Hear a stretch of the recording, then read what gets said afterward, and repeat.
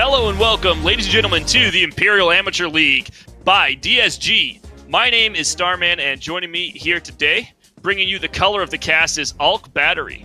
Hey man, what's up? Not much. I think we're going to get into this one. We have, on the blue side, Apocalyptica. Is that correct? Yeah, it is correct. Okay, Apocalyptica on the blue side, red side, McMasters. This game, widely regarded as one of the lower tier matchups that we're going to have throughout the season, but obviously trying to escape the lower end spots. Well, yeah, I mean, both of these teams, we're taking a look at McMasters. They are in sole possession of last place. They have not won a single game, so they're sitting at 0-3. And for Apocalyptica, we are sitting at 1-0-2, so holding the 6th place spot alongside Purple Caster Minions. Not looking too well, but a first win here can definitely feel a little bit better, as we are already in round 4. So any kind of win is a win, and if Apocalyptica, if they're able to pick up a win, I think that it'll be really important if they want to start maybe stringing along a couple more. I think that's absolutely correct. McMasters maybe not looking to totally clinch a playoff spot, but definitely Apocalyptica in a position where they could trying to reach out with a few more wins and get into a playoff spot.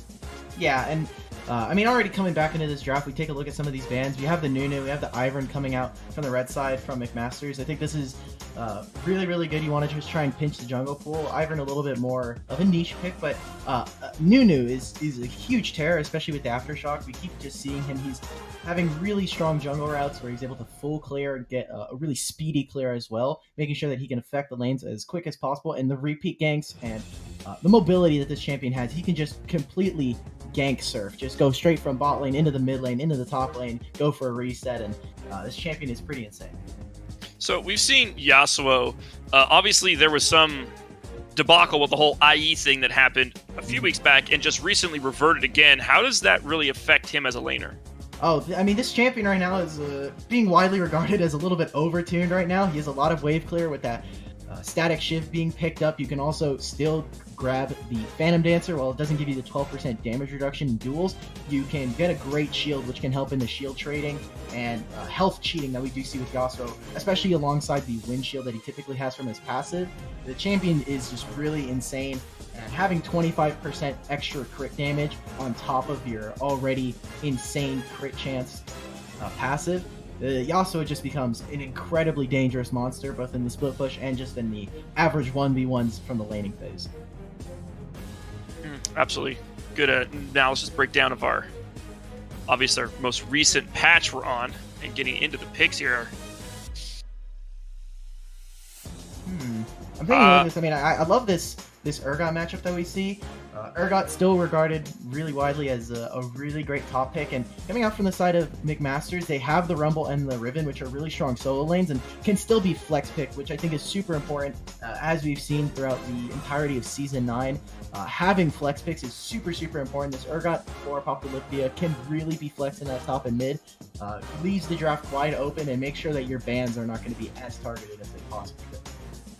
I have to question a little bit the Lucian pick. We see crit chance ADs making a small comeback with the on-hit receding. I'm not sure about that. Yeah, taking a look, I mean, I would definitely say that Lucian has kind of fallen back as things like Caitlyn have decided to come back into the meta thanks to the crit changes we've seen. We've also seen Ezreal being picked up on the other side here for McMasters, and I think that that's a relatively okay pick. These champions have not been hit at all with these crit itemization changes. Their itemizations are still really viable. They're also really cheap, which make them desirable into these crit matchups, because the IE and the static shift / RFC, those kinds of things, the Zeal, are really, really expensive, and they take a long time for you to start coming online. When you have something like Lucian, you're online in one item with the board.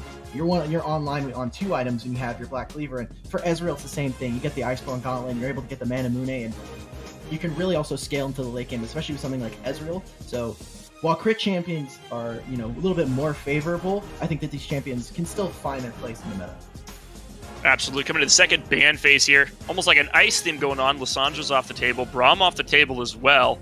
Obviously, because of the Lucian pickup. Yeah, I'm interested to see just what the last couple picks are, as we already seen the Ahri is kind of being hovered here. Looks like they're going to finally lock that in. So for the mid lane of Apocalyptica, they have Mo here. They're not going to really be able to play this. this champion. I'm interested to see just what comes out of this mid pool, however, because we are starting to dwindling in terms of champions. Thinking more along the lines of something that you're going to want to play into the Riven. Galio could possibly see some kind of resurgence, but considering some of the damage threats that we've seen kind of taken down, I don't know how viable that is going to be. Galio, definitely an interesting pickup here. All AD so far coming in from the side of Apocalyptica, whereas McMaster's, I mean, Ezreal technically whatever, but the Rumble is really opening up their team comp here, in my opinion, as far as what they can pick for a mid laner now. Yeah, I mean, the Rumble right now kind of just, you really have your solo lanes picked out. I don't know where they're going to be able to throw this Riven. It looks like McMasters are going to go for the Jarvan, which Jarvan currently is doing insane right now. This guy, you can take the lethal tempo. You take a look at some of the games in solo queue. He is seeing some picks with the lethal tempo, and it makes your tradings at level 1 and 2 absolutely insane. You put down the flag banner, which already gives you attack speed, and you are just completely decimating people, especially with the passive armor shred that we see from the champion. And just in general, it really helps with your early trading into certain jungle matchups, which against something like Udyr, who's going to be a completely auto-attack reliant champion, I think that'll be a really interesting matchup to say the least. And we already see the Syndra is now being picked up. I'm not too sure if I like this pick, as it is really heavily abused by the insane amount of initiation that we see from McMasters. Yeah, I have to agree. Syndra also, while she can have certain amount of zone control, is not a typical mage, in that she's widely regarded as single target focused, despite having the ability to hit AoE. That may not be what they're looking for here. Yeah, and one of the problems I see is a really large lack of mobility. Obviously, for the Syndra, she's going to be a huge target. When you think about stuff like Riven, when you think about the Rumble Equalizer, that kind of thing is going to come down, give you a slow, and the Syndra's not going to be able to move unless she has something like the Flash. Jarvan Flag and Drag is going to be a huge issue as well, and if the Ezreal, and we're getting an Ezreal Leona lane, so this is going to feel really, really bad if anyone is able to get caught out, because you just have the Arcane Shift, you have the True Shot Barrage, anything from Ezreal is going to land, and you're going to get locked down on the Syndra. Wouldn't be surprised if we see something like a cleanse in the mid lane. But like you're saying, the Syndra pick is a little bit unorthodox, is definitely a little bit on the weaker side, and I think into both of these lane matchups is going to be pretty dependent on whether the scatter, the weak stun, and pushback is going to be landing, because if that lands onto something like Jarvan in the middle of its flag and drag, that can really stuff and engage, and if Riven is trying to go in, it is kind of the same thing. Yeah, potentially could see a sandbag lane coming out from that. Interested in the Lulu pick just because Lulu typically regarded as a late game support, and now being picked, I'm not sure how well that works into the matchup with such an oppressive lane like Leona and Ezreal. Yeah, this is a huge poke lane coming out from the side of McMasters. Obviously, you have the Leona and Ezreal, which is super, super dominant. I would have liked to have seen maybe more prioritization for the Lucian to get that, as your level 2 power spike is pretty insane. But Lulu is not completely terrible. Obviously, the wild growth, I think, is going to be amazing for these team fights. The polymorph as well is going to be a great counter into the Leona, as the Leona is going to try to use the Zenith Blade, go in, and then immediately she's polymorphed in the middle of the team, and really is going to lose some resistance. He's not going to really do anything. Hopefully he's going to get blown up, but I think the polymorph is going to be pretty huge. So overall, taking a look at Apocalyptic's draft, I think something to note is, like we said with the Syndra, and like I'm saying with the Lulu, it is going to be down on target prioritization, who they're going to be putting down their CC or their debuffs, and utilization of some of the actives in their kit, as obviously the Urgot Fear Beyond Death is going to be completely game-changing if it's able to land 2 or 3 fears, and depending on where we see Udyr, I mean, he's going to probably just run straight towards the back line, but if he's stuffed there, he's not able to move, then a lot of this team kind of falls apart. Yeah, absolutely have to agree there. Really relying on getting in close and trying to get in and make it stick, and that's going to be challenging. Obviously, you can run down with Udyr, but I definitely feel like team fights go in the favor of Mac, just because J4, like you mentioned, Flag and Drag, Rumble Equalizer, and even the Swiffer Dufter, Yeah. It's good, Sorry. It's good, yeah. So then follow that up with a True Shot Barrage. You've got a lot of damage that can go out that has just slightly more range. The only one with any real range on the side of Apocalyptia is Syndra. Mm-hmm. And that's, again, probably going to be single target focused. Yeah, like you're saying, they have, for the side of McMasters, they just have such a clear team composition and how they want to team fight. They want to have Riven sitting in the back and then immediately either hop over walls and out of vision, or just sit in a side lane, just trying to make sure you can sit with this 4-1. I do like this team composition. I will say that there is going to be, if this team does fall behind early, that we are not going to see anything. I mean, Riven from behind is notoriously terrible. Rumble from behind is about as useless as a Riven from behind, and Jarvan Leona going in with no backup, with no items on them, is going to do nothing. So I'm hoping for the side of Apocalyptic, they are able to do something, that they're able to get this early game rolling, which they have a lot of tools to do so. Obviously, we're taking a look at some of the level 2 ganks possibly from the Udyr, although we do tend to see a level 3 start from a lot of junglers where they just go for, buff camp into a regular camp, maybe into scuttle, or just a full clear of one side, then move into scuttle. So jungle pressure, I think, is going to be really huge in this series. Absolutely. If it turns out that Rumble and Riven are quite anemic, there really isn't going to be much to stop them, because outside of out damaging their opponents, they don't bring a lot to the table. Tiny amount of CC, but really just going to get chewed up and spit out. So I think that's where the Urgot pick has to come in clutch. Urgot does a pretty good job, I think, of sandbagging lanes and lasting out and typically being ahead of his opponent without risking a whole bunch. I think that's one of the reasons he's largely regarded as one of the better top laners or mid laners, is just he has kind of a set, reliable skill set that he's going to be using in the mid game. Yeah, he's kind of like Lissandra in that sense, where he has good CC. He is really great in team fights with just how you want to correctly play him. He plays that kind of weird bruiser-esque role where you don't want to be all the way in the back line, but you don't want to be all the way in front of the front line. You want to kind of play in between the tank line there and try to do as much damage with your Purge as possible. And he becomes a huge nuisance for squishies that can't get away from him, as the Disdain comes out, the flip, and you kind of stuck there with a huge slow from the corrosive charge, alongside something like Fear Beyond Death, which has an increasing slow depending on how much missing health you have. The champion is just incredibly sticky and really hard to get away from. Like you were saying, he has okay lane matchups into most things in the top and even in the mid lane, and his itemization is just bruiser-esque enough where you can really just, you don't have to do a whole lot for this champion to be incredibly effective. Yeah, absolutely correct. So, being able to survive on a lower type build like that, do you think that's something that, shifting gears here a little bit away from this specific game towards just League of Legends in general, do you think it's healthy for the game to reward more or less passive or impassive play like the Urgot, like Lissandra? Typically, I tend to think that if you are playing a more passive lane, it is under the understanding that you really are not able to do anything. Your champion kits tend to neutralize each other, and it does end up making it really important for players' overall knowledge of the game to be heightened, because if everyone's just aggro, at that point it just becomes who has the better mechanics and who can get a certain item at a certain point, or, make those item breakpoints, make those level breakpoints, who can get to those things first, instead of, hey, my team, or I know how to manipulate side waves, I know how to really force for objectives when need to, when able to kind of trade certain things on the map. So for me personally, I do tend to like when teams or when games are a little bit more equal and they're not as reliant on mechanics, and they're more reliable on knowledge of the game and how you want to play it. Spoken like a true color caster, I gotta say. I was gonna, come on, just face smash. I'm pressing Lucian. I'm pressing Q. I'm using the culling. I'm just sitting here doing stuff. I want to do more than that.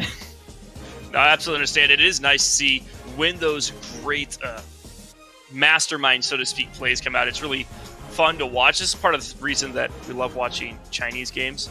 I'm just saying, they have a certain mentality about strategy where it's like, you're expected to perform at this level, but even if you're not great mechanically, as long as you can get on point and make sure you're understanding the game plan, we could use you on a team. And it's interesting to see those imports come to other nations and stuff, and how they're utilized with that specific skill set in mind of, oh, I'm here for the team, not necessarily for myself. And you see that kind of translated with the macro strats. You don't necessarily have to be the best player if you can really do the macro strats and you have a good understanding of it. Yeah, that's going back to China. I think that is a really good analogy, because Something that was historically a thing back in some of the older seasons was we would see matchups in the bot lane where it was Twitch versus Lucian. And I mean, Lucian has a really great early game, obviously. And taking a look at Twitch, his early game now and even back then was horrendous. And you would be expected to lose that lane, but Chinese teams would go and take that matchup because they knew that if Twitch could get to those 30 to 45 minutes and have his items, he's just a complete monster in the team fight. So, like you were saying, strategy is very important for teams, and I think while we are sitting a little bit towards the bottom of the standings here, or at the absolute bottom for the league here, I think this is really important for both of these teams if they want to, kind of start showing off something and, start putting in some more effort as we're almost a little bit over halfway through the split already.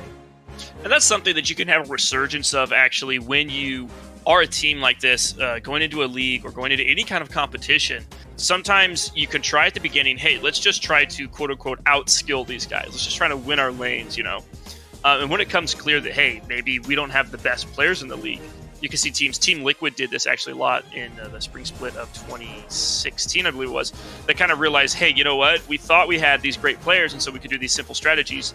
And they started changing it up and trying to be more sneaky, so to speak, and more planning around the fact that, hey, we're probably not going to be ahead in lane. So this could be a turning point for Mac as well. McMasters could say, hey, you know what? Let's focus more on the macros because we're having trouble with whatever. And that might be where their team comp is even coming from. Yeah, it definitely... I'd say most of their team comp is going to be looking to try and out-strategize this team, as the Riven is a little bit more unorthodox, but can definitely still really have a great matchup into someone as immobile as the Syndra. So I'm interested to see how that goes. And if, again, like you're saying, if McMasters are able to start getting a couple wins, they can start playing spoiler to a lot of these teams towards the top of the bracket. If they're able to pick up a couple wins off of someone like Schism, off of Supernova Altair, I mean, these are players where, or teams anyway, but you start taking away game wins, and that becomes really, really important as the season comes to a close. Absolutely. Looks like we are going to be getting into this game here after the spectator delay is up. We're in the spicy, interestingly enough, very few skins, comparatively speaking. But I love the barbecue Leona. You can't afford to. Look, skins are expensive nowadays, all right? Even with, even with the crafting, hextech crafting, it's not enough. The Riot's got to give us some more incentive to want to play this game. Yeah, definitely, especially in this economy. Can you imagine buying skins in this economy? Definitely not. That's pretty rough. So, either way, we can see now some of the mastery choices here, and I don't see anything that stands out to me. I mean, Ezreal's got Kleptomancy, Leona's running Aftershock. Rumble has Electrocute. Makes sense. Yeah, taking a look, I mean, we have Jarvan with Electrocute, something we're going to more than obviously see. There is a little bit of a discussion for what you want to take on the Rumble. Obviously, he does have the secondary being Sorcery, so more than likely going to be seeing a Nimbus Cloak in this matchup. But there is definitely some discussion for whether or not you want to go for that Aftershock, or sorry, for that Electrocute, or if you want to take something like Summon Airy or Comet if you're going to be looking for those Electro Harpoon trade. Oh, yeah. I'm a little confused here. So normally we have it in the correct order, but I noticed Rush is actually in the top lane position.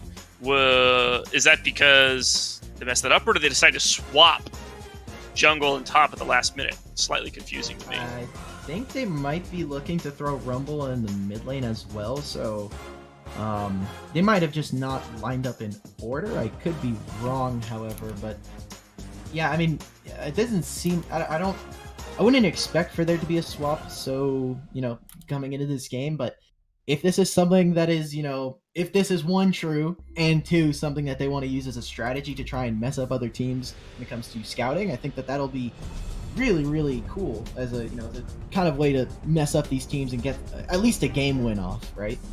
Right. Yeah, absolutely. So. Now I'm interested, and now I'm sitting here like, oh, well, maybe it actually is, because I wouldn't expect for them to go for a swap at this point. That seems a little weird. Feels a little odd. So we're going to see these guys coming out. Standard pattern coming in from the side of Apocalyptia. So no invades, huh? Sadly, again, if one thing does go really poorly for either of these teams early, it's more than likely going to snowball, as both these teams are pretty item reliant. You don't have other than maybe the Urgot that we see, but McMasters, all they got to do, sit back, let your lanes win passively. Mid lane is probably going to be somewhere that you're going to want to take a look at, as the Riven into a ranged matchup is not amazing, and Scatter of the Week is definitely a great way to try and push back on Jabbar encroaching on any personal territory. So mid lane is somewhere we're going to have to take a look and see if how effective these jungle ganks are going to be. Yep, absolutely agree there. So standard starts here. Warding, nothing new. Nocia taking that quaint river brush. So the question is, Kleptomancy, is it worth taking damage if you get the Q? Which he did. No, he didn't get special stuffs. I'm trying to see. He did get 5 gold. The Kleptomancy is pretty amazing. I think that just the RNG behind it is a little bit scuffed. I would prefer I didn't lose a level 1 trade just because the enemy team got a adaptive damage potion at level 1. But you know, things happen, and really does accelerate the gold. Sadly, I would more than likely wish that they would come up with a rune where, you know, Ezreal isn't feeling terrible for taking, you know, it is a little bit of a damage loss, obviously, compared to something like Cressy Attack or Lethal Tempo. Yeah, I think it's definitely, the RNG is kind of wonky. Mm-hmm. But then again, you know, a lot of the guys won't even use the adaptive potion. I think that's the decision you have to make, is because if you get a kill for the adaptive potion, like you said, getting level 1 or level 2, hit Rush versus Nubobia. This is the first gank up here. Wow, no outcome there. Rush taking damage. There you go. I mean, already showing where you are, and now when he wins should have a lot of priority. We do see that it is going to be a Rumble mid instead, so shouldn't have vision of Wennywin coming through here, but that does mean that now Rush is going to be falling a little bit behind in terms of jungle priority and pressure, as we already saw Wennywin. He goes straight to his blue buff, then goes into top lane, although it looks like Rush was able to get that, so right now just getting that bot lane scuttle. So a couple some different jungle path than typical. Yeah, there is actually already, we do say, the adaptive potion and sly stack of gold. I love watching Kleptomancy just pull up random stuff out of the inventory like that. Hey, a full item tray is a healthy item tray, right? So yeah, it's true. It's buying his items without shopping. You might as well call him Ornn. Exactly. Gotta love it. But already we do see somewhat of an advantage. I like the fact that we see for the side of Apocalyptic, they are already moving as a squad. They have a huge wave stacking that bot side, so they're just trying to get some jungle pressure for Wennywin right now. And they are going to know, both sides are going to know where the junglers are in that bot side, so hopefully Noob is able to play a little bit more aggressive into this Riven matchup. Yep. Knowing where the jungler is obviously super important, and that kind of ward coverage there, a net negative, or not negative, but a net 0 really for both teams. They both managed to get a ward down in the river. Mm-hmm. Well, if it had been a little bit later in levels, and obviously now the dragon's up, there might have been some sort of weird pressure like that. Yeah, I love this top matchup. Yeah, I love this top matchup. Riven is a notorious lane bully, and obviously not going against someone like Syndra. The Urgot does have a tendency to try and win this lane, as the corrupting potion is pretty insane with how much. Pushback in on the mid lane here. Ignite goes down, and Mo is first blood. Oh, Scatter the Weak just barely pushed him out of the turret range there. Scatter the Weak pushes out, and I think that might have been a flash in place. I don't know. I'd have to rewatch that myself, but that looked like a flash in place, and I'm more interested to see how that the stun ended up, or the knockup, sorry, from Rush ended up landing, because that was pretty on the nose there. Oh, the bot lane here. Laura actually goes very low. Anosia now in trouble. Wennywin coming in. But that's classic early game Udyr. Uses the bear stance. Nothing else to do, really. Oh. A lot of damage coming out from Dame there on the Ezreal. Oh, Udyr flash there, too. Yeah. Almost ends up dying due to the Mystic shot empowered by the Essence Flux. That would have been really huge if they were able to get an early kill. And so far, early game, not looking too great for this side of Apocalyptic. They are falling behind right now. We take a look at the bot lane. They are a little bit more even, and obviously Ezreal is going to be sitting on a lot of gold now, just from the Kleptomancy procs alone. But It looked like Wendyone was sitting there just trying to get a gank off, and while we did see that the Leona ended up going in, sitting in that lane does mean that you end up, kind of leeching some experience, and while it isn't a lot, is probably not what you want to do, especially when you already had to blow flash so early. Yeah, definitely. I think Ezreal did use the potion there, though, when they fought, so that's something he's not going to be able to cash in and sell later. 3 sly sacks of gold. Holy. Yo, use... This guy is sitting on potentially 300 gold here. That is actually insane. Holy. He's not using them, which I think is really interesting for when he wants to get that gold. Maybe he's going to try and high roll it all at the same time and immediately just use it. Not even selling it for the set of 650, so... Here comes knockup. Oh, it does land. Once again, right on the edge. Rush just easing that out. Here comes the Equalizer mid lane. Exmo, round 2, but Wendyone is there. Scatter the Weak connects. That's going to be a stun going through. Second Spear. Ultimate comes through. Not quite as many as maybe you'd hoped were in the AO. Ooh, heal and flash coming out, and Rush also here for the counter gank. So far, nothing except that one gank that we saw into the mid lane. Relatively, everything's kind of just evening out. Everyone's blowing some summoners, and Looter having to blow flash is not what you want to see, because as soon as the next, the next Scatter of the Week comes out, you're able to then get an Unleashed Power with some trades. Oh. So you mentioned the gold there. Dame's only up about 80 gold this time.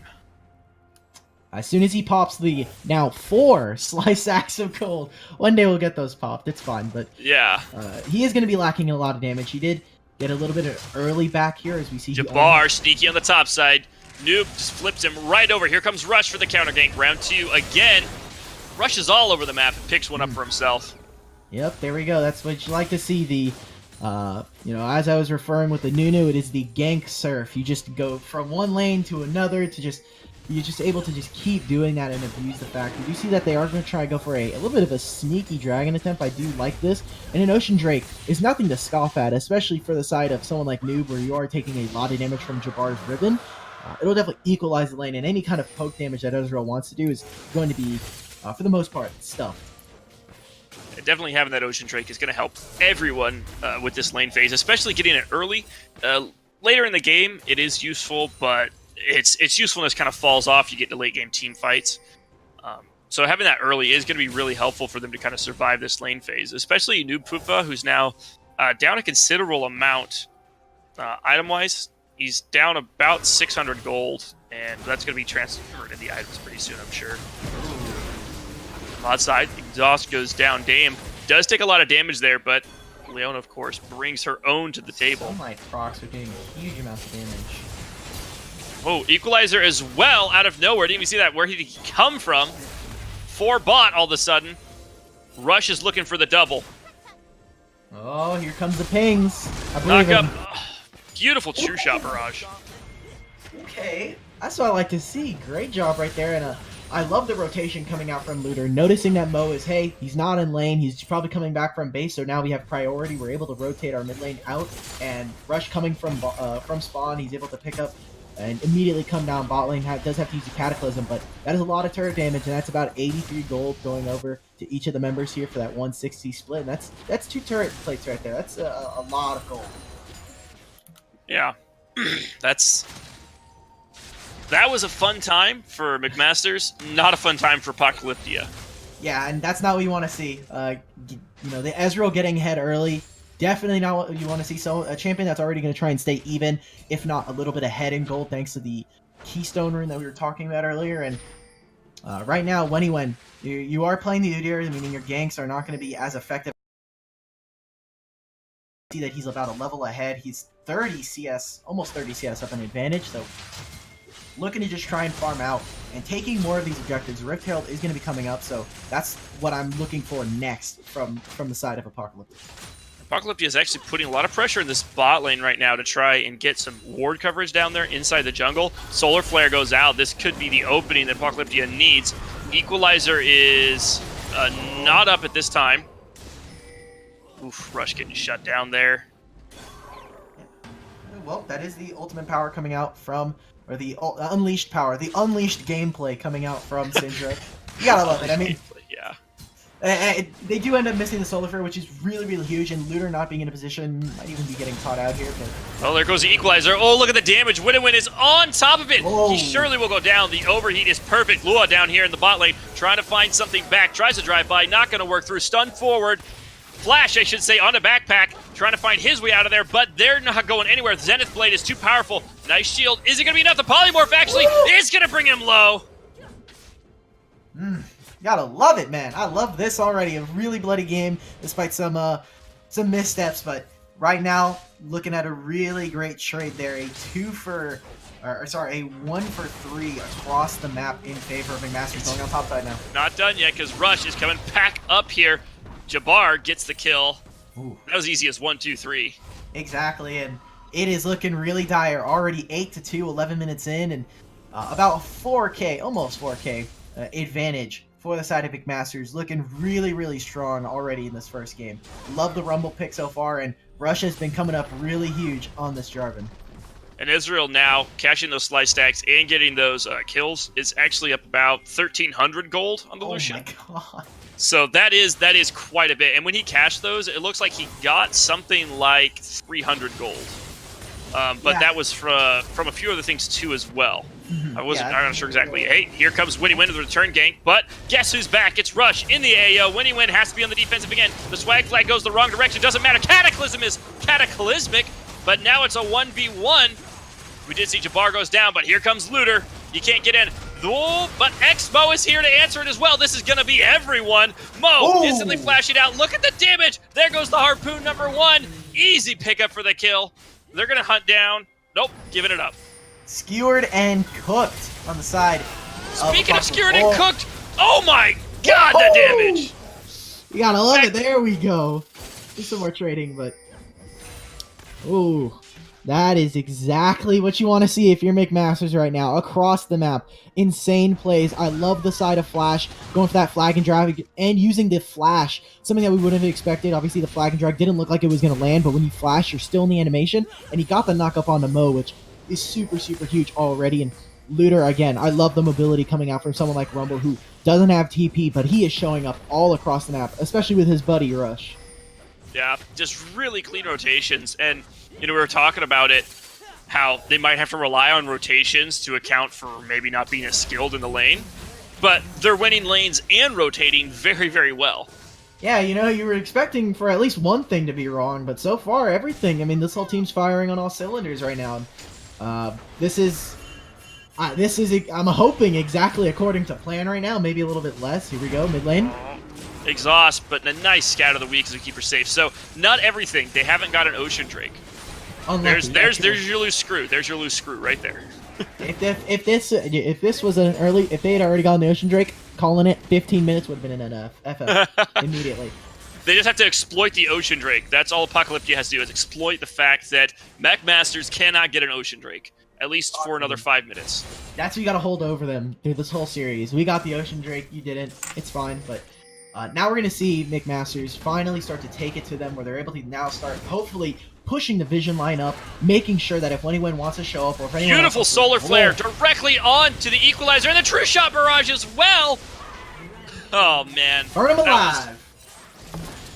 That was beautiful. That was right on the edge of everything. That was, man, wow. Yeah, Exmo was this close to being safe that entire time. Exactly, and again, I would have liked to have seen a little bit of change in summoners. Obviously, the Ignite is typically what we see in lane, but something like a cleanse I think would have been really, really good. Obviously, you're not going to be able to cleanse a knockup coming out from the Jarvan or from Jabbar on this Riven, but in that case, getting hit by the solar flare, the cleanse would have saved. Definitely, for sure. So I would. That's one of the some of the choices that you have to make in the pregame that can really affect what happens during the game. While you might not win lane, you're definitely going to survive. Jabbar taking a couple trades, but he does have the Spear of Shojin, which is essentially just the new Essence Reaver minus the getting mana back. You do have that Essence Reaver, or the Essence Flare effect, where you get some of your attack speed, and you also get your basic attacks refunding some of your non-ultimate cooldowns. Which is definitely really good for Riven, already sporting some controversially low cooldowns as it is. Mm-hmm.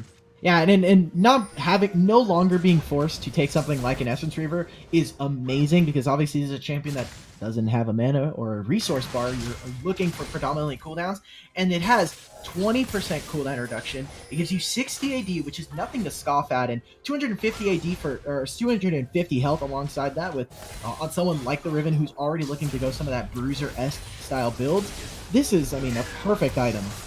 Absolutely. Down bot, we see Rush X fighting for this. Looter is there. Cataclysm goes through. Flash comes out for him. That's going to be anything. Rush followed as well by Ioshia.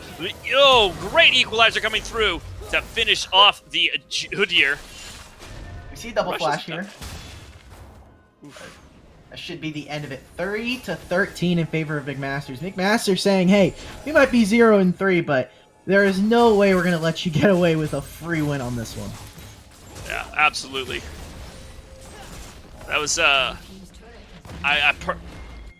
lot of people not expecting this kind of ferocity to come out from a team like this. Apparently they ate their Wheaties and had their pep talks, and they're ready to go. Look at Rush up here. You can see he's opted for the armor boots. Smart move. Got the Tiamat there. Oh, wait a minute. Just trying to proxy farm, just trying to make sure that the wave is in position for a possible move. This is going down. It's happening too fast. Noob is going to wake it out of there. Winnie coming back on the backside. Jabbar is his target, but he's going to step away. Oh, picked up and dusted down. And that edge of the Zenith blade just catches on to Lao. And now he's run from Jabbar, but Noob Puff is there to back it up. Double kill for that Riven. Meanwhile, they're chasing back through into the turret. Expo goes down as well. Here comes Looter. He's in the fight. Ooh. Another kill for Jabbar. And Backpack is the only one remaining, trying to find his way out of here. There is no escape. Goddamn! You gotta love it. Rush right there, going for the incredible amounts of VM, flashing under turret at 1 health. And Jabbar living for that long, and I think is the really huge thing. A lot of blinking health bars for the side of McMaster's, but all in all, while it was a sloppy kind of team fight engagement, everyone was kind of everywhere. You had some people attacking turrets, some people going, trying to just dive. Overall, comes out a full ace. And so far, I mean, this is more than likely looking like a full game, as we're already 11k in advantage of McMaster's. Yeah, you see the did secure the Herald there, and we're gonna have Baron coming up in a few moments if they even need it. It's not Yeah, even look at the 20 ward minutes. coverage. Look at the ward coverage that they have on the topside jungle. We see Lulu going through trying to clear some of that out, but that is a lot of vision in the enemy jungle. They know exactly where everyone is. Exactly. I mean, the amount of vision dominance is exactly expected from, you know, when you're ahead this far. You can start making sure that they have vision. You can try and start denying vision. And once these larger objectives comes up, like you were saying, like the Baron, it really does cause a lot of panic. Here we go, the Rift Herald being summoned. It looks like it was going to run out. Either way, Jabbar chasing after Winnie here. Oh, there goes the Zenith Blade. Man, That's he a burns TP. fast. Can't be canceled. No, can't. Nope. Is down in there. Ooh, good equalizer as well to prevent the retreat. Essence Flux as well as... Beautifully done there, though. It's going to use that stopwatch. Looter going to respond with a Zhonya's Hourglass, a completed version, but Jabbar goes down. Shut down 1 for Lao. That's 2 kills. That's going to be 1 for Expo. This could be the comeback. Rush trying to find a way out of this fight now. Woo. Yep, that is 700 gold going into the Lucian's pocket, who is very much behind, especially against the Ezreal, who has relatively cheaper items and has gone for that Triforce instead of something like the Iceborne Gauntlet. Dragon is coming up in 10 seconds, and that is going to be an Infernal Drake. So you are missing 2 players now. You're missing 2 huge teamfight initiators. Sadly, for Looter, it looks like the Magi's Curse. Oh, wait a minute. Expo, though, caught up. That is going to be shut down instantaneously. Oh! Oh! That's a lot of damage right there. Exactly. You gotta... I mean, that's the Essence Flux right there, right? And you might even see... Wow. Okay.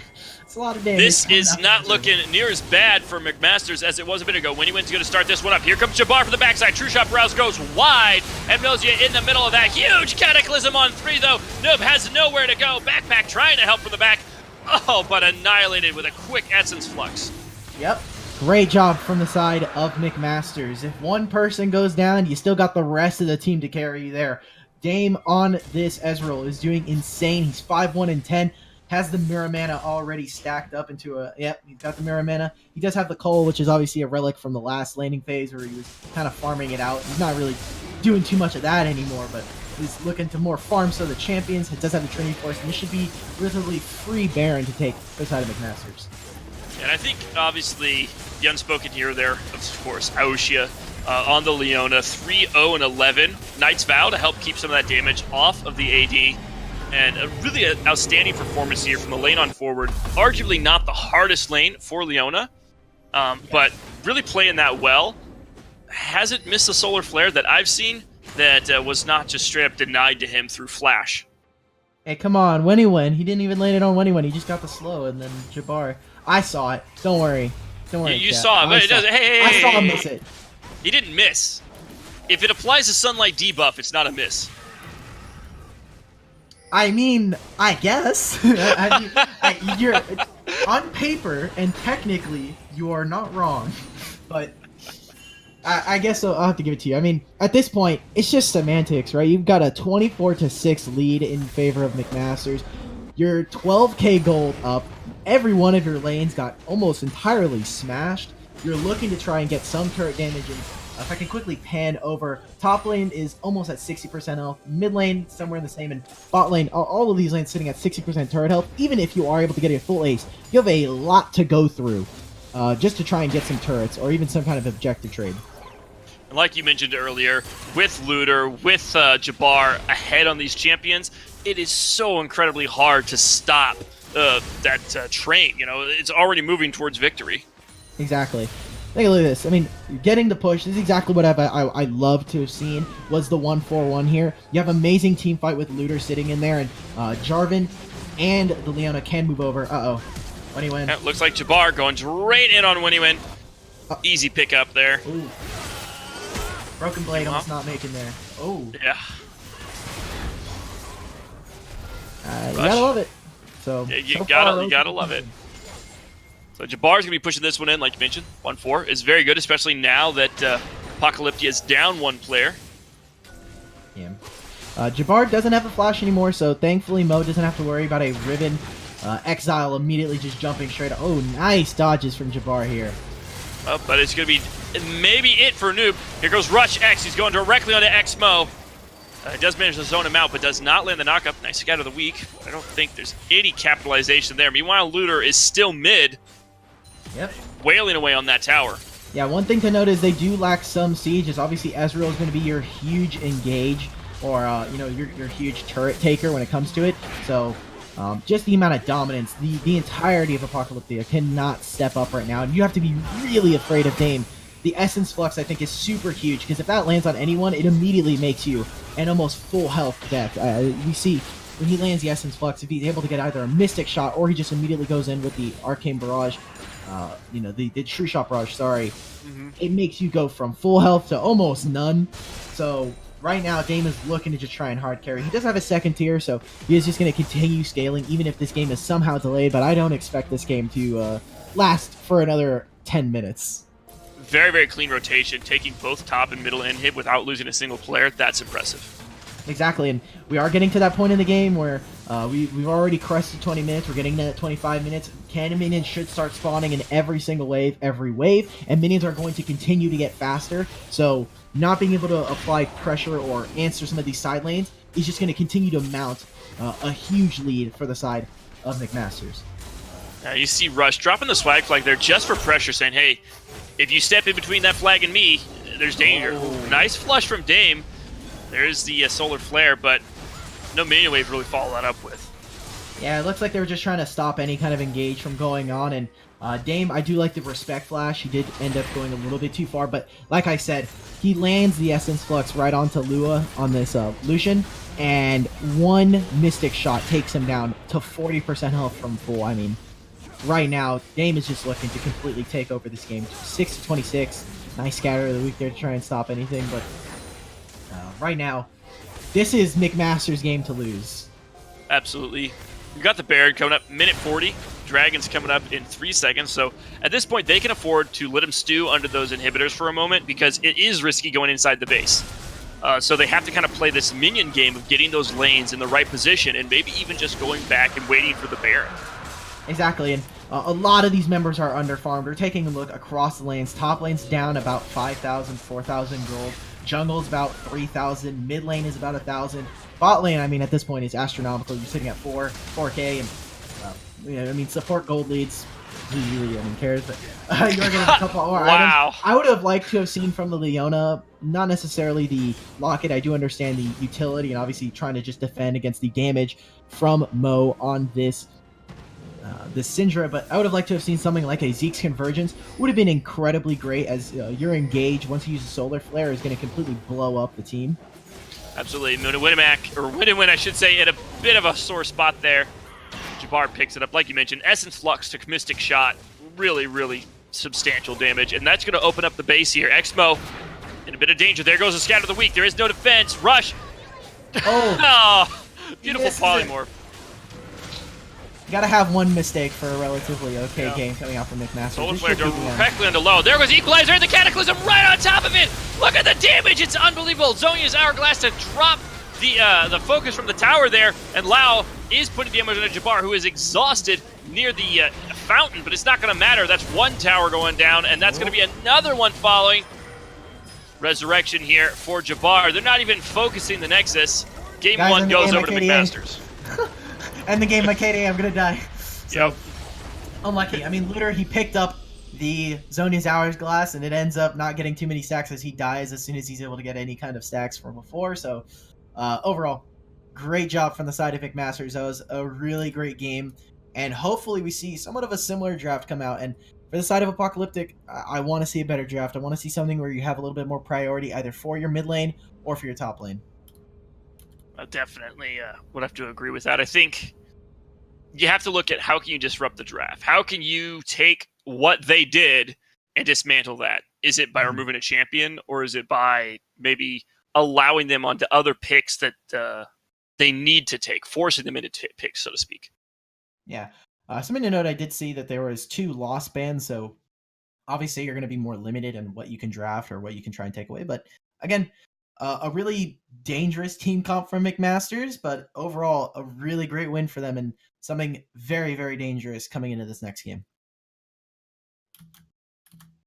Yeah, I definitely have to agree. So we're going to be on to game 2 here as soon as we get this. I'll be all set up and ready to go, which should be pretty quick. Everyone knows the drills as far as I'm concerned, so we're going to be jumping in, and there's not a lot of downtime here between the games. So whatever they're going to do, they're going to have to make it pretty fast, honestly. On the fly. I hope whatever analysts or coach that they have for the side of Apocalyptic, they are going to have to be, they must have, well, obviously I'm hoping that they have watched that game. That'd be pretty sad if they didn't. And, I'm expecting some changes in the draft. I'm expecting some things. Maybe some more priority in the jungle. I don't think that Udyr pick was amazing. Definitely something unorthodox to say the least, but I am looking to maybe see if maybe game 1 was just kind of a fluke. Yeah, it could have been for sure, and it's hard to tell out of one game if it was just, wow, they got the champions they wanted, or maybe got the champions that they're the most comfortable on. Mm-hmm. So it'd be interesting to see if maybe they change that up, and maybe they say, hey, look, if we just ban all the champions they played, then maybe things will go all right. Obviously, that's not really an option. They still have to worry about their power picks. They still have to worry about things like the Yasuo. So maybe just changing their own team comp is the way to go. Yeah, I'm, again, not a fan of that jungle pick. For the side of Apocalyptia, the Udyr was really underwhelming, especially compared to something like a Jarvan, which you have a lot easier time ganking for these lanes. And some of the rune choices or summoner choices, like we were saying, for the mid lane Mo, I would have loved to have seen something like a cleanse instead. So just little things. I think that their early game was okay. We did see there was a little bit of a hiccup there, and in the end, I think Rush really carried the early game for them. The early games that we saw were just completely devastating. First getting that first blood and then constantly abusing the matchup in top lane for Jabbar. And bot lane was already taking a huge beating from this Ezreal. Yeah, absolutely. And that's again, Rush is part of that. If I recall correctly, they did get a solo kill prior to Rush, but even so, Rush down there does not help the chances of Apocalyptia's bot lane making it back into the game at all. He went down there and he got that double kill. Not really double. He got one, and we saw Dam got the other. But still, you're looking at just snowballing that out of control. And with Ezreal, who already scales arguably better than Lucian, you're in a really bad spot. Exactly. So hopefully we see, again, like we were saying, better draft, better bans. I don't. Hopefully, if we do see some more ban losses for the side of Apocalyptia, we see maybe some better prioritization. I do think that the Lissandra is something you cannot let go through, as it is just a disgusting champion. Anybody who's able to abuse Aftershock is written off in my book. But I mean, you got to take it where you can. And if Lissandra is going to be where you want to prioritize, then I'm hoping that you get a really good mid matchup. I think the Syndra into Rumble matchup is a little bit more difficult to try and gauge, as it is reliant a lot on how the jungler path, and if Syndra is going to be able to kind of push up in lane and without worry of an enemy jungle coming in. So it's also typically not a matchup you're going to practice. That's not something you'll be like, oh yeah, I'm likely to see Rumble versus Syndra. Yeah. Neither Rumble nor Syndra is going to normally see that matchup. Yeah, for sure. So yeah, again, I would just like to see either changing that or play for one of your lanes. It really didn't seem like anyone was playing for any lanes other than playing the PvE style, just farming up, and we could maybe attribute that to a lost laning phase that we saw from a lot of these lanes. But it kind of felt like, you're not playing around a certain lane. Maybe we play around that bot lane, as obviously that Lucian Lulu combo is really, really deadly, even at level 2 comparatively to something like an Ezreal and a Leona. Maybe we even play around that top lane matchup, as if Urgot is able to make Riven useless, we can have the Urgot move down to these other lanes, move down onto Rumble, move down onto the Ezreal and Leona, and really start to pick up some steam. Yeah, absolutely. You mentioned when he went kind of trying to power farm himself, and that's great, but it's not this isn't solo queue. It is important that you have to account for the fact that your team is either going to need you or not need you. So you make that choice in champ select. If you think, hey, everyone's going to be okay, yeah, I'm going to go this power farming jungler. Great. But if that falls apart, where are you then? It kind of just falls apart if your lane don't obviously win. So I mean, right. That's, you got to kind of deal with it. And obviously your draft was not spectacular, but again, kind of like what you were alluding to, if you are going to just say, hey guys, I'm going to farm, I recognize that, some of our lanes probably have somewhat of a winning matchup depending on what happens. You need to just be able to then pressure. We did see that there was an early drag take, and I love the proactivity there, just trying to make sure that, hey, if you're not going to go for this, if you're going to try and go for some more ganks, I'm going to take some more objectives. We saw the Rift Herald going over in favor of Apocalyptia, which I think was great. The first Ocean Drake, rest in peace, ended up going over to Apocalyptia. So if you are going to get those early objectives, I'd like to see some more prioritization on where you're going to use. I think the Rift Herald would have been really great if they got that early on into that mid lane to try and crack open the map. Absolutely have to agree. Moving into the ban phase number 2 here. So this will be for game 2 between McMasters and Apocalyptia GG. These first rounds are pretty much the same. Interesting. Yeah. I do like the new ban. I wonder if we're going to see the Ivern come back up. The Yasuo was something that we saw again was a pretty huge prioritization when it came to what needed to be taken off the table early. So if that does make it through, I expect one of these solo lanes to be picking it up. There we go. There's the Ivern. That's just what you expect to come out. So McMaster's obviously not wanting to let that go very far. That's just classic. And there's the 2 lost bans, obviously, for Apocalyptia. So it's even harsher making them take their lost bans as the first 2 rather than the last 2, because most of the power picks are off the table by the time you get to second round. Yeah, second round, you're just looking to try and either get some counter picks, or you're looking to just try to hide most of your picks. And we already see that Apocalyptia McMasters going for a little bit of a change in pace here. They're going to pick up that Urgot again. or that Urgot is going to be picked up for them. So I'd love to see what they can do in this kind of reversed matchup. We also see that for Apocalyptia, they say, hey, that Rumble was pretty disgusting. Get that off the table, and hopefully we see some prioritization towards some of those better mid laners like the Lissandra. Interestingly enough, though, that does mean they're not going to be able to run the Ribbon, or rather they could still if they go to AP jungler. And obviously they don't have to have an AP champion, but for a well-rounded team comp. Without the Rumble, it's going to force some sort of other AP pick, potentially. So it kind of takes the Ribbon off the table since they picked Urgot. Yeah, and again, with some more of these champions coming through the draft, we see the Yasuo being picked up for the side of Apocalyptia. We also see that the Sejuani, which hasn't really received too many changes. We saw some back towards the preseason 9.1. She was doing really insane. I think that the champion is kind of underrated and has fallen back under the radar as we see some more gank-heavy champions. The jungle pool is pretty wide open for the most part, and there we go. We see the Lissandra, which had made it through the bans, had made it through the first two. Wouldn't be surprised if this Yasuo is trying to get as far away from this Lissandra, but into both of these matchups, I think this is a really poor start for the draft, at least, in favor of McMasters. Yeah, definitely, and there's a Scion pickup is really interesting. I think it works well with Yasuo, and as far as just like having a really beefy front line. Yeah, Scion is pretty disgusting. Obviously, everyone is kind of sick of how tanky he is. We did see some nerfs to his Soul Furnace, his shield, and the W, and that wasn't too much. Not really what was the problem with the champions. And now we're going to see, in terms of bans, some really great pinching of the pools. Jungle has still not been picked, even though we see the solo lanes and the 80 carry for McMaster. So the Xin Zhao, wouldn't be surprised if you see something like the Jarvan finally being taken away. Wink, wink, nudge, nudge. For the side of McMasters, however, they're going to ban the Vayne, so more 80 carry picks. Maybe we even see a ban of Lucian, Caitlyn, those kind of things. I wouldn't be surprised if we even see a Kai'Sa into this Ezreal matchup. Kai'Sa could definitely make something happen here, and Kai'Sa obviously scaling far better than Lucian. I think it's going to come down to what exactly Lao plays. Looks like we did have a missed ban there. The ban is going to be for a Gragas. So for the side of Apocalyptia, we are looking at a Rumble, Gragas, and a Xin Zhao ban. And there we go. I called it. I love it. The Kai'Sa ban being taken away would have been the second best choice right there into the Ezreal. You can scale really, really well into the late game. And this champion is pretty insane, especially if you're already able to get a relatively free, more easy-going laning phase.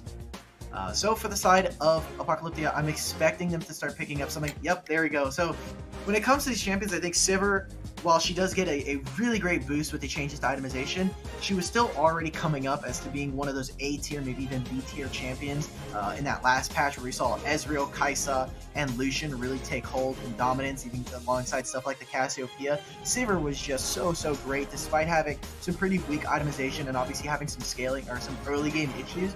The on the hunt utility is just too much to ignore. So I'm glad to see that Sivir is rising in popularity and in prominence just in terms of 80 carry pool. So interestingly enough, though, because last game Lao put so much, or I should say, Apocalyptia put so much presence on Lao getting his AD first. This time we can see they're able to target him because last two bans both ADs. They're able to just look at him and go, okay, here's his options. Just remove as much as we can. And I think you're absolutely right. It goes Vayne, Kai'Sa, Sivir. That's basically the three champs you want to play against Ezreal. There's a few others that can make it out okay, but as far as good matchups, there's not a lot left over at this point. Yeah, again, I think the Lucian would have been an okay pick into this, but having something like a Sivir, I think, really opens up your team composition when it comes to team fights.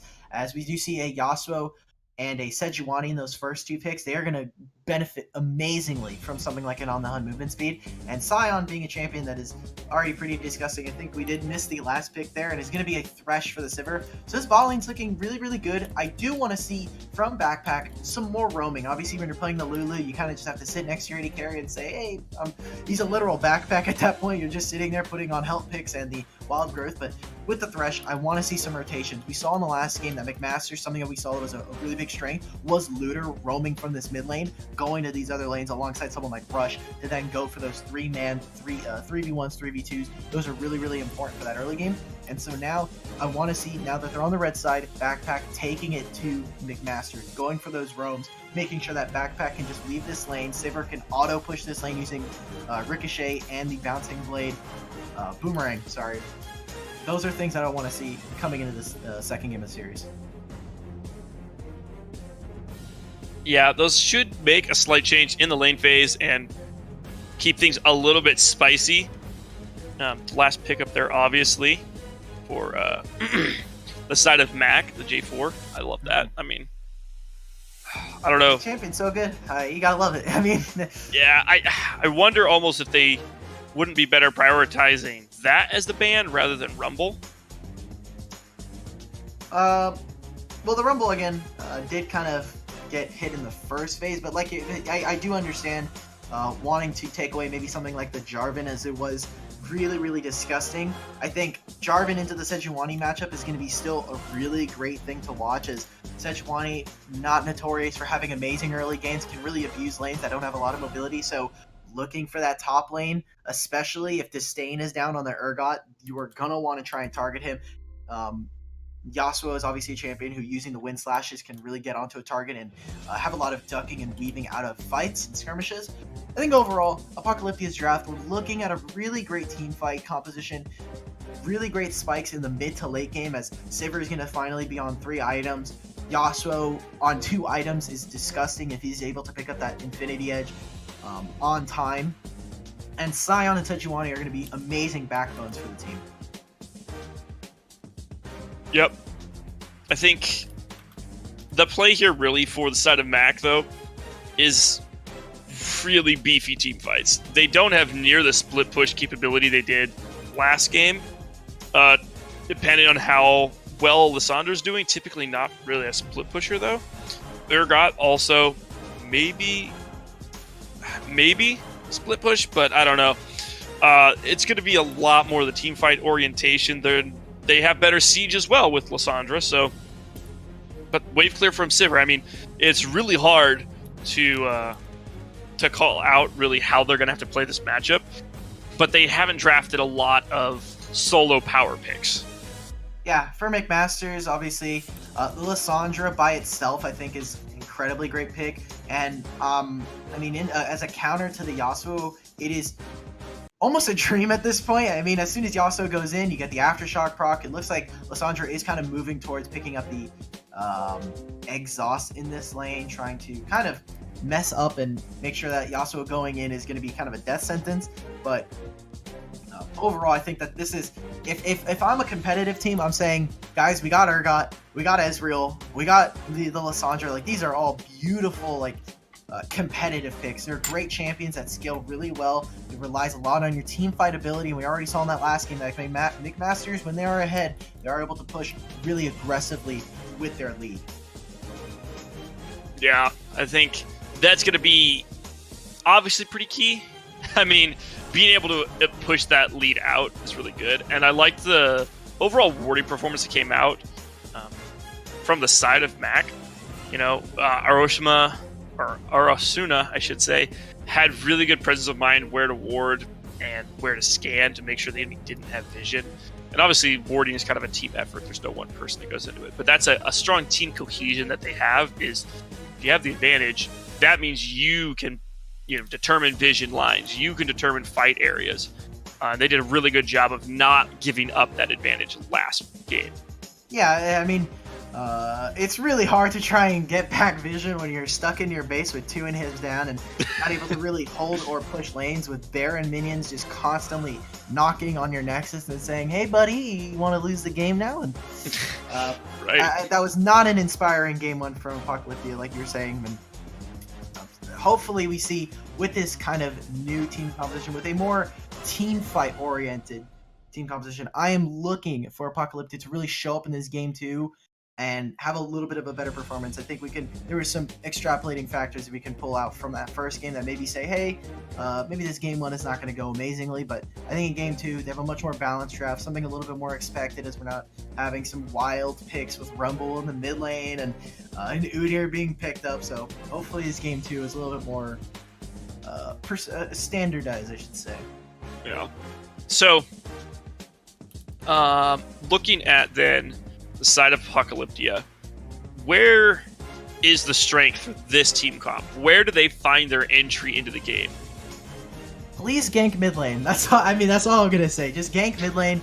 I think we do see that Yasuo or Mo has decided to go for the cleanse. Finally, you're picking up into something like Lissandra, who's gonna have disgusting amount of crowd control.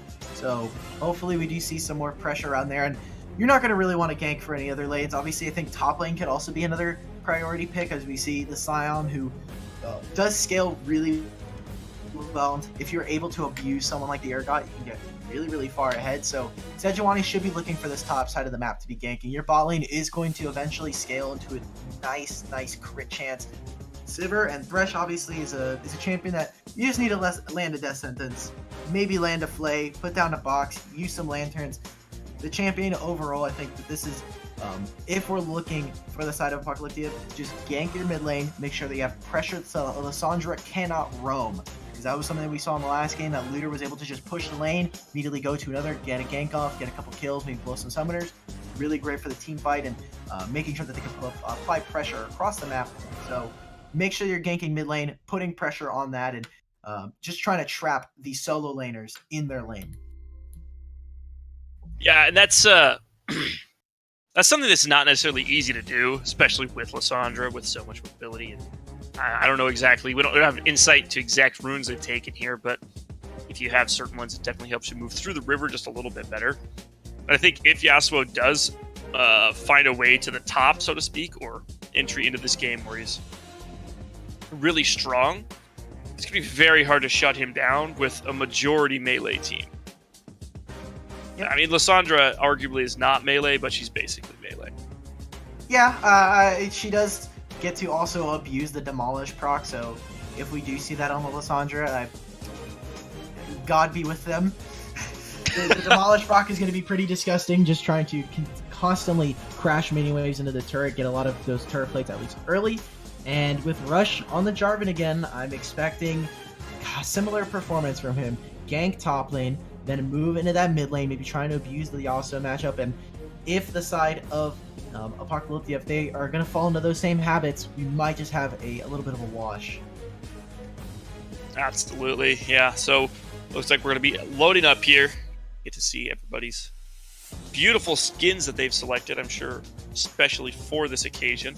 Come on, we were going to expect skins in the game too. Wait, what the? They actually do all have skins. What is this? Urgot does not have a skin, Braum does not have a skin. So those two could be reported for not wanting to support their team, or Riot Games for that matter. All right. Really. Mo's got 1 million points, 1.5 million on Yasuo. If I don't see a carry performance, that's a big report coming out. You're gonna report. Wow, I'm not. Casters coming out to report. We got to do our job, man. We got to. Right. We gotta Absolutely. So, but I mean, again, minus the fun and games, I'm expecting a little bit of a better game coming out from Apocalyptia, as I've said before. And for the side of McMasters, they have a really great team composition. Both of these guys do have great team compositions for fighting, but overall, I think McMasters may have won the draft here, depending. I mean, you are able to pick up the Lissandra really early, but anything can happen. Laning phase can go really awry. If level 1 somehow gets blown up, you can really throw the game from there. So I'm just interested to see how this mid lane goes. And that is going to bring us into Game 2 here in the series for the Imperial Amateur League. McMasters versus Apocalyptia. This is potentially the last game in the series if Apocalyptia doesn't put something together. So I'm sure tension is mounting. Again, standard formations, nothing fancy. Nobody wants to risk anything here. I mean, you look at McMaster's perspective.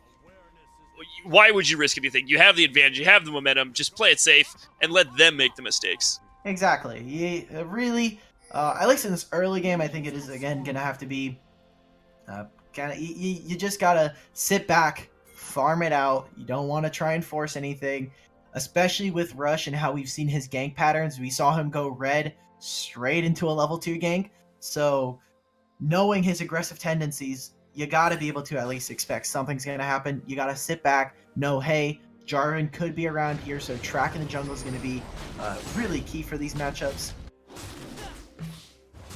So yeah, both sides are actually going to start on the red. Going to give Rush an interesting path if he wants to gank. Definitely ganking Yasuo is not a bad idea though, because early levels he is vulnerable. Exactly, and it looks like we're just going to be seeing some more standardized clearing where we see buff into Scuttle. I would have liked to have seen maybe some more full clears, as Sejuani is not infamous for having a fast clear, especially going for these Raptors on the second camp. That is a pretty slow camp for her to take, even with something like her W to help her out with the damage. So Noob already taking the worst side of a trade up here against Jabbar. Might be top lane part 2. Bot lane, though, we see Danum already has 2 slide stacks of gold. That's ferocious. not again. Not again, yeah. So level 2, though, first for the side of Apocalyptia. Ooh. And for that, they get 1 auto attack. They're not able to get much, but finally hitting level 2 down there. And so far, no jungle ganks, so a little bit of a calmer game so far. It is only 2 minutes, and we do see a little bit of trading here, but Mo is showing a lot of excellency on this champion, going in for some trades, using the Steel Tempest to just go in, get a proc off, get some damage, and then immediately dip back out using the mini wave. We do see that now.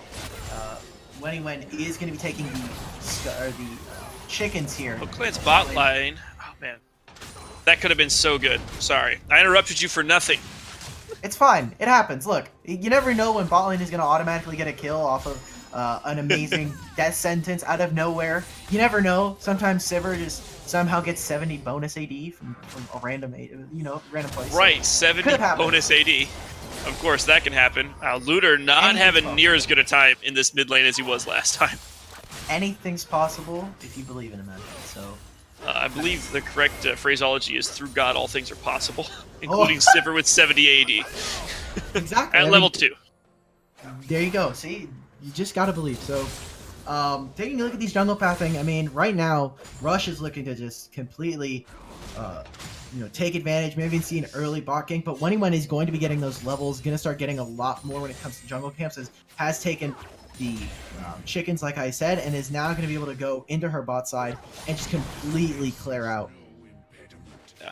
Despite invading and getting that extra camp, he's actually down 100 gold somehow. Wen is.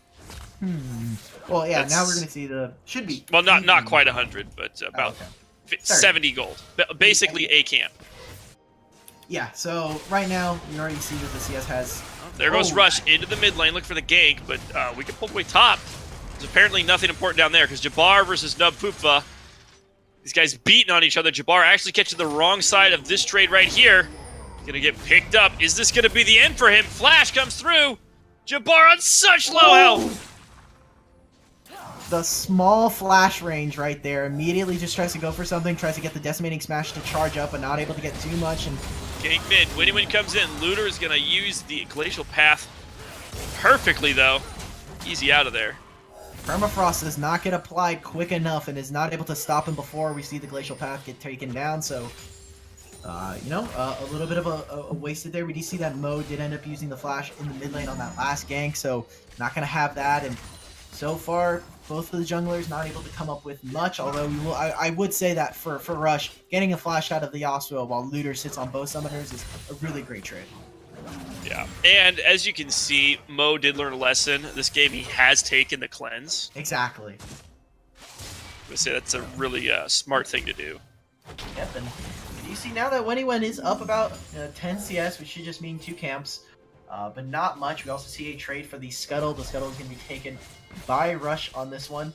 And one of the great advantages of picking the Sivir into the Ezreal is you have a hell of a lot better time trying to clear these waves than he does. He can only clear one at a time using that Mystic Shot, and when you have the Boomerang Blade, when you have something like the Ricochet, you are just going to clear waves instantaneously. So This is one of the great things. You can try and stop Asuna on this from roaming, and you can keep this lane in this bot lane. Hopefully we see Backpack when this lane does eventually go back to base. Hopefully we see Backpack end up in another lane, ganking from mid lane, putting pressure in top lane, hopefully.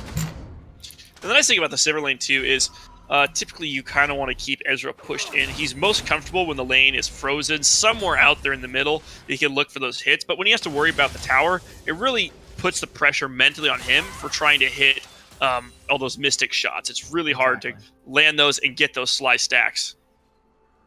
He's already sitting on 2 right now, so...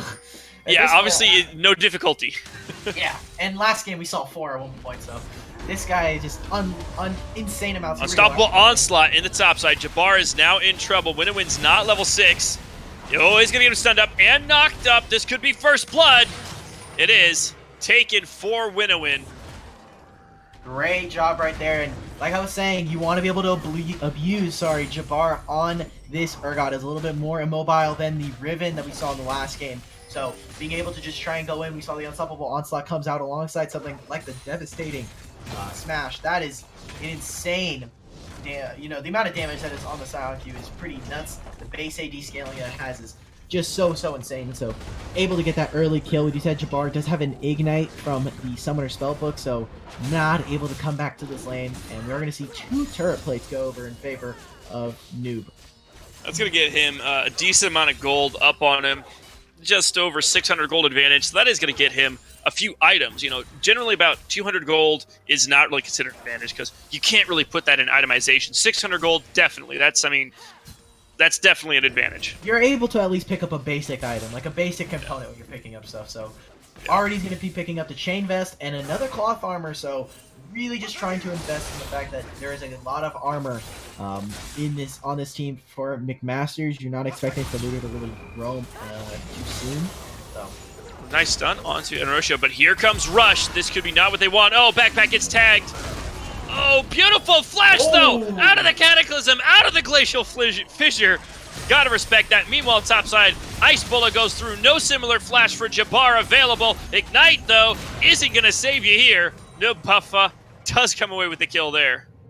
Yep, and there we go. Keep abusing this top lane matchup. I love it from the side so far of Apocalyptia. They're just noticing, hey, mid lane is constantly shoved in, and or is even with Looter, so can't really do much here. And as soon as Jabbar steps up even a quarter of the way through the lane, you can just completely decimate that. And bot lane, I mean, that was a really nice flash from Backpack. Landing that Cataclysm there would have been potentially fatal, or more than likely fatal. So great job right there. And this could be even a first turret going down pre-10 minutes.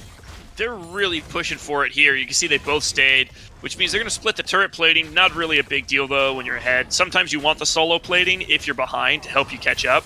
But distributing out evenly is going to be totally fine. You can see Rush taking advantage of the fact that Winnowind spends so much top. Yep, and that is going to be an Infernal Drake, so something to try and mitigate some of the loss right there, getting, like you're saying, getting some of that damage back. Oh, nice hook! A beautiful box as well. Aeroshoda is going to take a little bit of damage there. Loa comes away with the kill. True Shot Barrage comes out. Is it going to be enough? Now Danum trying to find his way out of here. Rush is in the AO. Doesn't matter. Double kill. And now Rush has to find a way. Flash away from the death sentence. Great job. I mean, that's exactly what you want to see. Dame playing really aggressively, gets punished. Isuna immediately goes down with them, and right now, 0-4. Definitely a different start for the side of Apocalyptia this game. Yep, definitely what they were looking for in a disruptive drafting style. So now is the point where you were mentioning Lao could potentially back with Backpack. Backpack could go to a different lane and affect this. They could even potentially push up and try to take the mid lane tower right now. It's really scary with the options opened up for Backpack now. Yeah, Backpack again, I would love to see him be able to roam. They are losing a lot across the map right now. I mean, for the side of McMasters anyway, they are losing a lot. The top turret is already gone. The Sivert already has 2 kills, not too much, but the jungle right now is just so much more influential. When he went on the Sejuani is just providing looks like he's looking for an all-in topside. Noob is gets the flash from Jabbar again. That was really, really close, actually. Again, Scion does so much damage, even early on. I mean, it's pretty insane. That was not an amazing glacial fissure there. Winwin easily walks out of it, taking a lot of damage here, but Backpack is here. He's looking for the hook. He gets onto the support. I'm not sure that's going to pan out for him. Rush is there. Wow, look at that disengage, though. Beautiful Silver ult. Yep, On the Hunt comes out and is a great way to disengage the majority of that team fight. So we might even see Looter now. He doesn't quite pull the trigger on the Frozen Tomb. Noob hoping they just walk in there. Backpack there, gets the flay down onto Anusia. Looter, Frozen Tomb's actually going to out of Backpack. Exmo is here, Rush is here, he's trapped inside his own Cataclysm. Beautiful two-man knockup, that's going to be the last breath coming through. And here comes Leo on the backside. Doesn't have the hunt, but it doesn't even matter. Looks like Dame's coming in, or nope, it looks like he's just going to keep backing up. That was a great fight right there. They do end up trading Backpack, but I will gladly take my support dying for 3 members and a TP. That's going to put Lao really where he wants to be, the 3-0 position. Exmo 1-0. That's just a really great spot to start rotating this mid-game. We're coming into 12 minutes. Not normally what you would consider mid-game, but we're getting right there with the itemization. So this is a great spot for rotations to happen. Jabbar trying to disrupt this here Herald take. No smite available. I didn't even see who got it. It looks like Winnie got it. Oh, Winnie did get it. There's a ghost as well coming out from Jabbar. Wow, Jabbar so low, and here comes the Steel Tempest. He's dashing through. Here comes Lissandra as well, though. Looter's there, and now he has the proc. Cleanse is used to get out of that one, but he's going to get stunned anyway. No flash available to him. Does get the Steel Tempest plus Tornado. Oh, flash forward from Looter, though. Beautifully done. Pick up for Rush. Yep. Rush is able to pick up 2 kills there, so great job. They do end up trading 2 for 1, and we do see that Noob at the beginning of that fight does have to blow the flash, so so far, I mean, you are picking up some kills. Sadly, Noob with 600 gold for a bounty is absolutely insane. Not what you want to see on a tank top laner. Typically no, but also the amount of gold that he has ahead is very juicy, so he's going to be very happy sitting on that bounty, I think, for what it's worth. And now with the Eye of the Herald, they can afford to put pressure in some awkward lanes. The only downside of the Scion is he's not an amazing split pusher, so it's not really worth it for him to spend all this time top lane trying to get that second tier tower. Exactly, so hopefully we see that this Rift Herald is used. As we saw in the last game for the side of Apocalyptia, it seemed like they just wanted to get it to try and deny it, and then ended up using it when it was about to expire, so not able to get too much. But if they are able to use it either in this mid lane where they already have a lot of pressure, they could even throw it in that bot lane to try and equalize the lane pressure, as we do see that they're not really able to try and crack down on that turret quite yet. The dragon is coming up, so I'd like to see some more pressure across the map. We already see that Noob is moving down, just trying to get into position, ready for that team fight possibly. It is an Ocean Drake coming down in the bot side. So definitely they want to get this Ocean Drake. It's their signature move, and McMasters will want it back as payback. Wow, that was fast. Already gone, so I was trying to set the stage for the dragon fight, but they already took it, so no worries. I mean, McMasters right now are behind, so you gotta take what you can, and while they are able to pick up that early Infernal Drake. Look at that. I mean, just able to trade with Rush, sit in the jungle, you have your backup, and not able to quite punch in. Wait a minute. I definitely like Winnie here way better. Flash forward, hook goes wide, not gonna connect. I do like Winnie though on this Sejuani far better than the Udyr. He's participating in a way that he couldn't with the Udyr, with the zone control that he has, and they're gonna call out the Herald to assassinate this tower. Shelly, I summon you in attack mode, special summon, all this, pulling out the Yu-Gi-Oh, all the stops, but absolutely. There's not a lot of wave clear. But look at Winnie here, actually. He's trying to force this one as well. The shield is down. So, I guess they don't want it, though.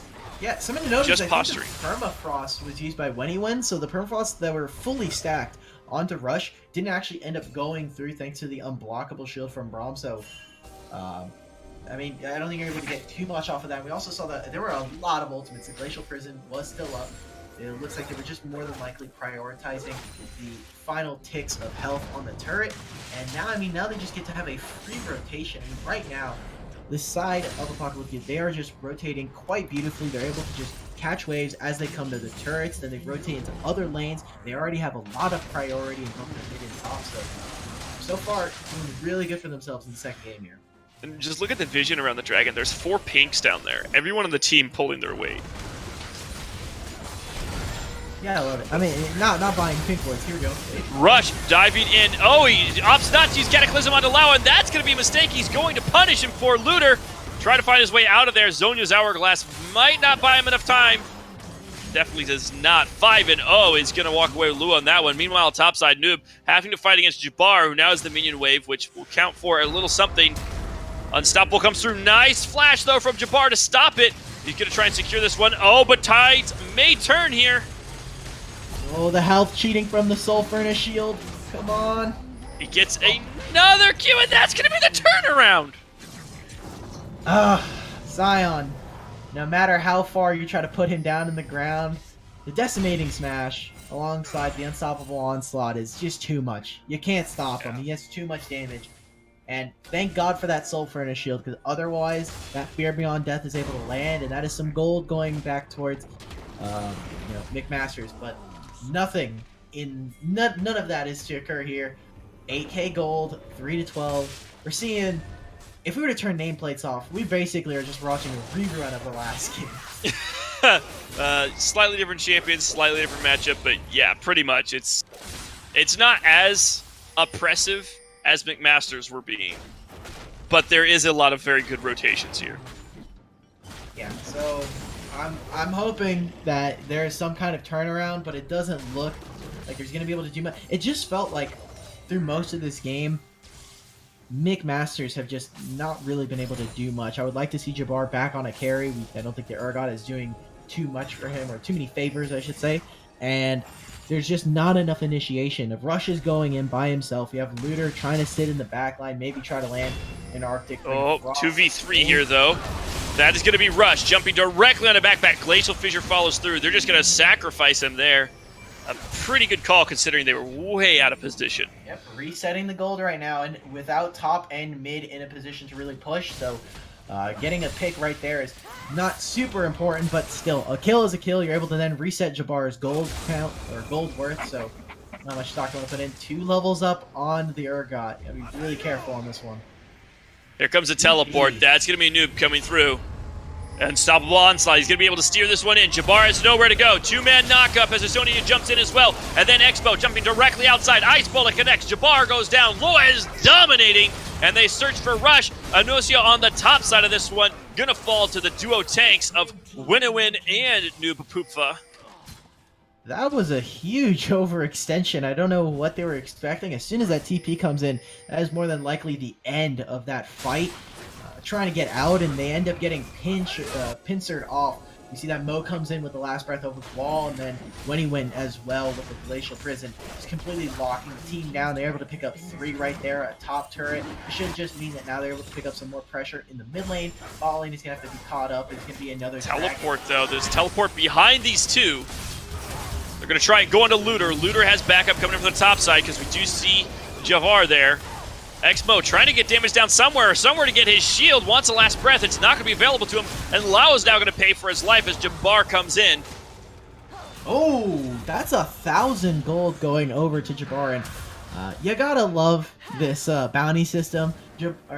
Lua goes down right there. Gives over 1,000 gold. And I mean, you're 7-1 on the Sivir. It looked there for a quick second like the 1,000 gold bounty was going to stay, and it was going to be worth 1,000 gold. I've known a couple times where I've seen players that just die. They give over 1,000 gold, and they're still worth 500, 750 amount of gold. It's actually so insane. So, thankfully, great way to get back into the game, but yeah, that's not going to be happening in this particular game. Small setback, definitely for Apocalyptia. They really kind of spread themselves thin there. That's just McMaster's taking a small advantage. So as long as they don't do that again, they still have really good positioning for winning this game. Yeah, and something that's super important to note is we're seeing a lot of gold go back into Jabbar. The person who's picking up a lot of these kills is able to pick up the kill onto backpack back there. We see able to kill onto Lua go towards Jabbar. So he is picking up about 1,650 just from those kills in terms of bounties. So maybe not who I want to see picking up this gold, as Dame again can put on a great carry performance. Does have both tiers right now. One of them stacked into the Mirror Mana, is trying to get that Archangel staff into the Seraphs, and has the Iceborne Gauntlet, which I just love the utility of over something like some of the damage that we saw from the Triforce. So maybe some more gold being funneled into the AD. It definitely makes sense too, specifically for this game, because he's behind. Going for the Iceborne Gauntlet, you want to slow them down. You're not necessarily interested in so much in dealing the damage as you are just slowing the game down, letting yourself scale up a little bit. Backbacks here, Hook goes in. Death Sentence does not reach out to anyone though. But they are going to do another 4-1. This is classic. Expo's topside. Here comes the... Oh, the Glacial Prison is going to be used up there. Noob is going to get pulled in and shut down. More gold going over to Javar. But here's Mo. He tries to make his way in, but he gets instantly stomped on. Noob trying to make something happen to the backline here. Person not addressed is Lao, who is now going insane on the backside. That's an amazing hook. That Death Sentence is indeed what it is, and Dame surely will go down. He does. Looter manages to pick up the shutdown as well. There was so much going on. Fight, and I think something to note there was while Looter was sitting in that backline, getting the Glacial Prison off, getting a lot of the Frozen Tombs off, I think that this champion is actually so insane. Is also using the Iceborne Subjugation. So as soon as people are dying in these fights, you have Frozen Thralls that are slowing you and doing magic damage to you all at the same time. So you kind of have to deal with all these things. And you have an Ezreal who's just dashing in. Dame was putting out an incredible amount of damage. You saw that Mo gets really, really aggressive and dives under the turret, gets stunned, can't do anything. The fear from Jabbar was excellently timed. We saw that. We heard at least the visual effect or the audio cue for the Unstoppable Onslaught. But the Fear Beyond Death ends up going off before he's able to start the Unstoppable part of it, and ends up having a huge fear onto the side in favor of McMaster. So an amazing ace, a lot of gold going back into the team, and while Lua comes through, instant shutdown there. Backpack slain, gets the kill. I should say Backpack gets the slay. Everything they had set up for that Baron. You can see another team fight. There are a couple ultimates that are finally coming back up. The Frozen Tomb is up, the Cataclysm as well. The last breath is gone for Mo, something to note. The Rush goes in, he gets it!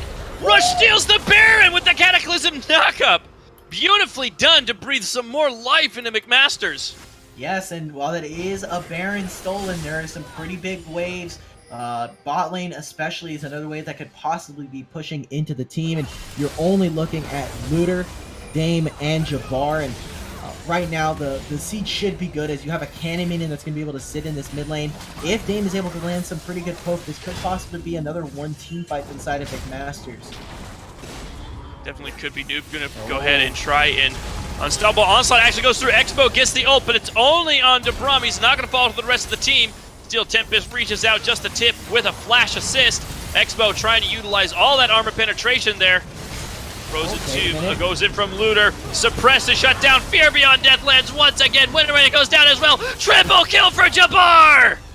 Jabbar, my man. I was talking some smack saying, hey, maybe don't put so much gold into him. But again, like we said in that first game of the series, the Fear Beyond Death can be so game-changing. Absolutely disgusting. He's able to land a huge fear again twice in a row, and now that they have the Baron, they can start pushing down this mid lane. First hurt of the game at 24 minutes. What an outstanding performance for McMasters. I'm really excited to see what they do with this. They have the momentum. There is their lost Ocean Drake. It's there. They can recover what was once theirs. The Ocean Drake. It's the revenge of the Ocean Drake. That's why they're coming back in this game. Exactly. Riot said, hey, we're going to put an extra Ocean Drake in there. If McMasters are able to pick that up, this could possibly be a series win for McMasters, which would be huge considering they're 0-3. It's a fairy tale story, really. The team that's down comes in with super strong performance, and then right at the height, you know, the Baron call, the height of their failure, so to speak. Out of nowhere, Rush comes in with a Baron steal, and then an instant team fight to turn it all around. Jabbar coming up huge in that last fight.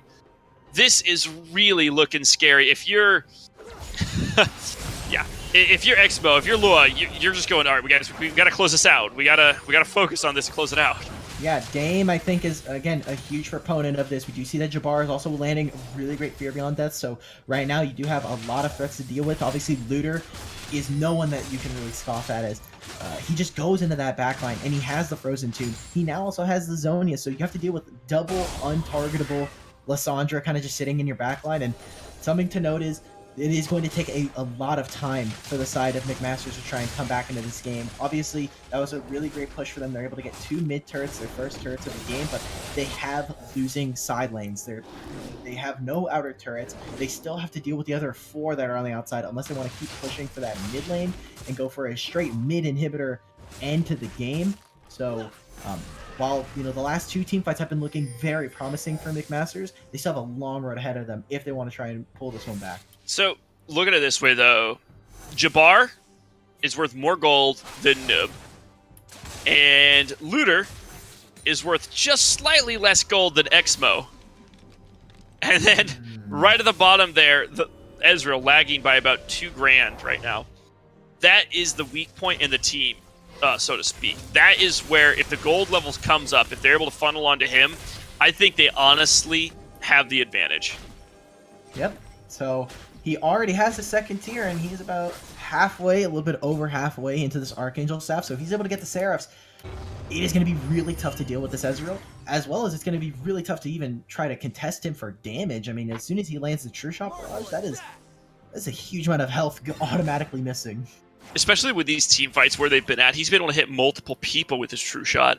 It's not just been, oh, I'm going to go snipe at this person. It's been a lot of multi-target hits, and that's so important in these team fights. Yeah, so again, I want to take a look at Dame and Looter. Jabbar obviously has been doing pretty decently for himself, but Looter, I think even without doing anything, he's able to impact the map just because of that. The passive for Lissandra is just so insane in team fights. If he's able to even get 1 or 2 thralls off, it really does change the landscape of the team fight, because you have to try and play around suddenly a huge AoE slow.